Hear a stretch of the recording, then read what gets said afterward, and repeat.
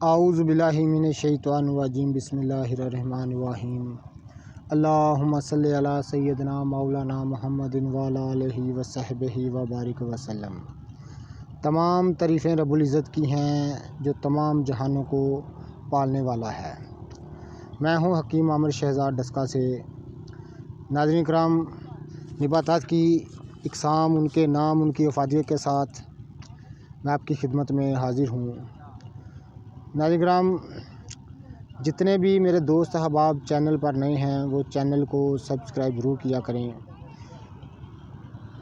जड़ी बूटियों की सही शक्ल व सूरत, उनके सही नाम, उनके सही फ़ायदे मैं आपकी खिदमत में अर्ज़ करता हूँ।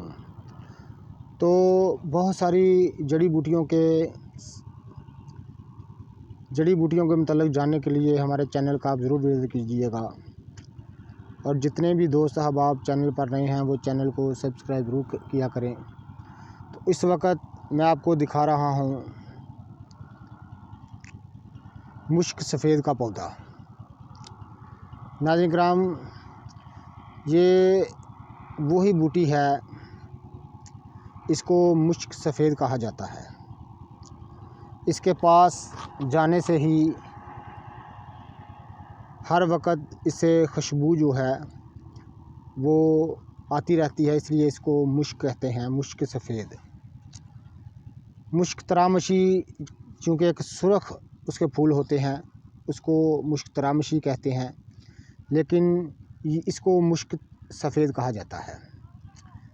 मैदे की ख़राब तरीन हालतों में इसको इस्तेमाल किया जाता है। जोड़ों के दर्दों के लिए इसको इस्तेमाल किया जाता है।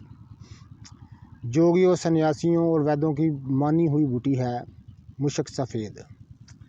ये नाज़रीन किराम सही आपको शक्ल व सूरत हम दिखा रहे हैं मुश्क सफ़ेद की।